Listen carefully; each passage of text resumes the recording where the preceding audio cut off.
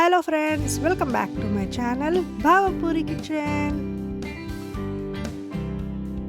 ఇవాళ రెసిపీ వచ్చేసి bachelor style simple chicken curry అండి. తక్కువ ఇంగ్రీడియంట్స్తో, అది కూడా చాలా తక్కువ టైంలో టేస్టీగా చికెన్ కర్రీ ఎలా చేసుకోవచ్చో, అది కూడా మెయిన్గా బ్యాచిలర్స్కి అయితే చాలా సింపుల్గా ఉంటుంది. వాళ్ళైతే ఈజీగా క్విక్గా వండేసుకోవచ్చు. మరి రెసిపీ స్టార్ట్ చేసేద్దామా? ఇక్కడ నేను హాఫ్ కేజీ చికెన్ తీసేసుకున్నాను. దాన్ని శుభ్రంగా కడిగి పెట్టేసుకున్నాను.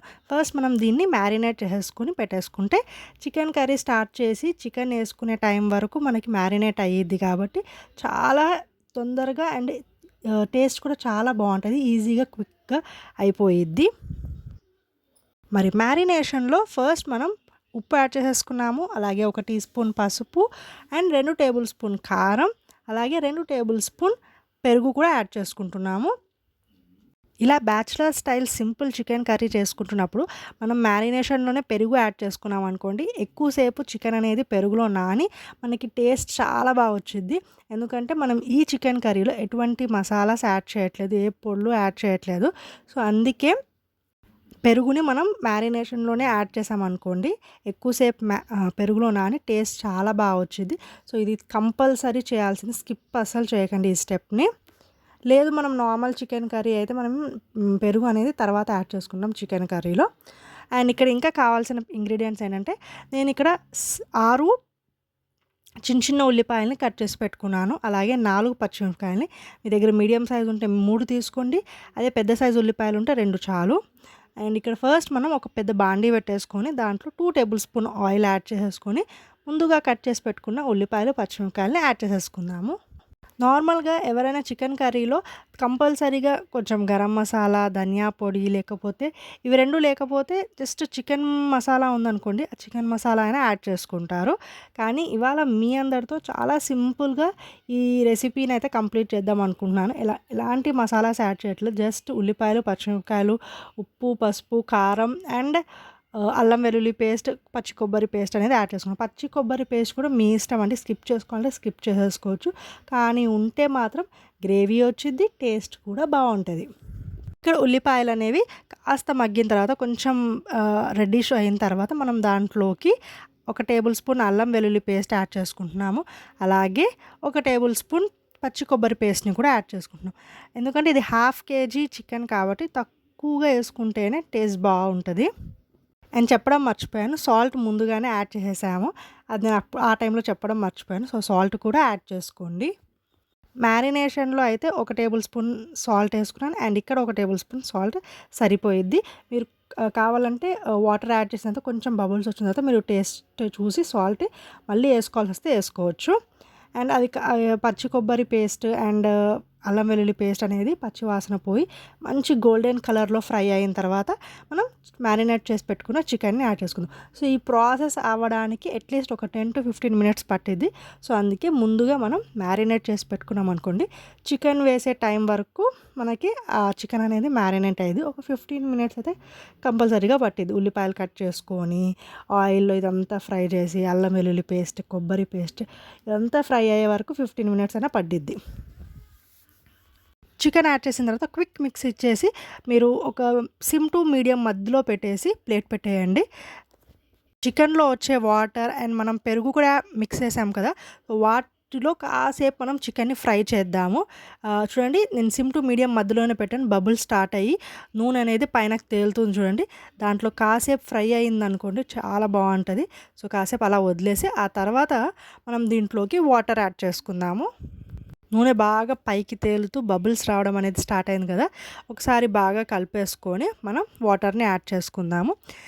ఇఫ్ మీరు పెరుగు యాడ్ చేసుకోకపోతే ఇలా కాస్త ఫ్రై అయిన తర్వాత ఇప్పుడు మీరు పెరుగు యాడ్ చేసుకోండి. పెరుగు యాడ్ చేసుకొని కాసేపు పెరుగులో చికెన్ని ఫ్రై అవ్వనించి ఆ తర్వాత మనం వాటర్ యాడ్ చేసుకోవచ్చు. ఇవన్నీ అవసరం లేదంటే మ్యారినేషన్లోనే పెరుగు యాడ్ చేసి పెట్టేసుకోండి.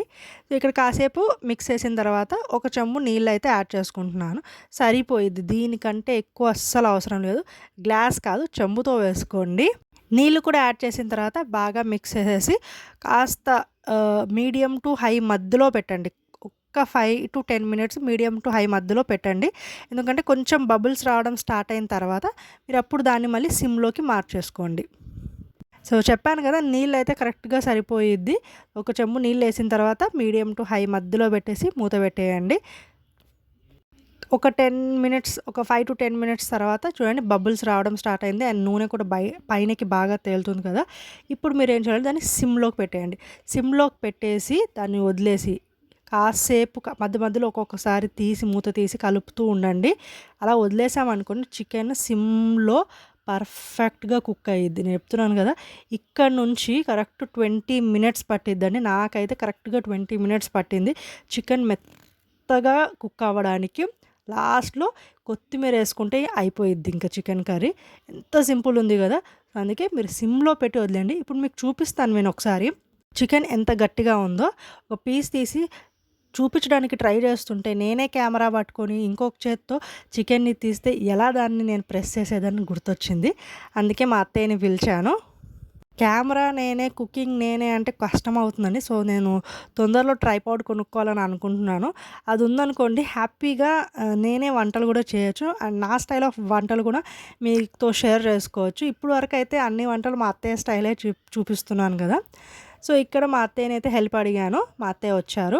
ఒకసారి మీకు నేను చికెన్ అనేది ఎలా ఉందో చూపిస్తాను. సో దట్ సిమ్‌లో పెట్టేసి ఒక 20 మినిట్స్ వదిలేస్తే చికెన్ కరెక్ట్‌గా 20 మినిట్స్‌కి ఎంత మెత్తగా అయ్యిద్దో కూడా మీకు చూపిస్తాను నేను. చూడండి ఇక్కడ ఎంత గట్టిగా ఉందో చికెను. ఒక 20 మినిట్స్ అయిపోయిన తర్వాత మళ్ళీ ఒకసారి ప్లేట్ తీసి చూస్తున్నాను. అండ్ చెప్పాను కదా! ఈ 20 మినిట్స్ గ్యాప్‌లో మధ్య మధ్యలో మీరు ప్లేట్ తీసేసి మధ్య మధ్యలో కలుపుతూ ఉండండి. కలపకపోతే ఏమైద్దంటే అడుగున బాగా అంటుకుంటది. అందుకే మధ్య మధ్యలో మిక్స్ చేయడం అనేది కంపల్సరీ స్టెప్ ఈ 20 మినిట్స్ గ్యాప్‌లో. సో, ఆఫ్టర్ 20 మినిట్స్ మీకు మళ్ళీ మా అత్తయ్య చూపిస్తున్నారు చూడండి చికెన్. ఇప్పుడు నేను ఎంత మెత్తగా అంటే సాఫ్ట్‌గా ఉడికిపోయింది. అందుకే సిమ్‌లో పెట్టుకొని నాన్ వెజ్ కర్రీస్ చేసుకున్నామనుకోండి చాలా సాఫ్ట్‌గా, ఈజీగా అయిపోయిద్ది పని. మనం అసలు దానికి జోలికి వెళ్ళాల్సిన అవసరం లేదు. అండ్ నేను అస్సలు వాటర్ యాడ్ చేయలేదు. ఫస్ట్ టైమ్ యాడ్ చేసిన వాటరే ఇంకా అస్సలు వాటర్ అనేది యాడ్ చేయలేదు నేను. ఇప్పుడు కన్సిస్టెన్సీ మీ ఇష్టం అండి. కొంతమందికి కొంచెం థిక్‌గా ఉంటే ఇష్టం. కొంతమందికి కొంచెం చారులా కొంచెం పల్చగా ఉంటే ఇష్టం. సో, కన్సిస్టెన్సీ చూసుకొని కొత్తిమీర యాడ్ చేసుకున్నారనుకోండి ఎంతో సింపుల్‌గా బ్యాచిలర్ స్టైల్ అది కూడా ఎటువంటి మసాలాస్ యాడ్ చేయకుండా సింపుల్ చికెన్ కర్రీ అయితే రెడీ అయిపోయింది. ప్యాన్ పెట్టి కొత్తిమీర యాడ్ చేసే వరకు మొత్తం నాకైతే 30 మినిట్స్ పట్టింది చికెన్ కర్రీ చేయడానికి. సో, చాలా తొందరగా కూడా అయిపోయింది కదా! మరి ఎందుకు లేట్?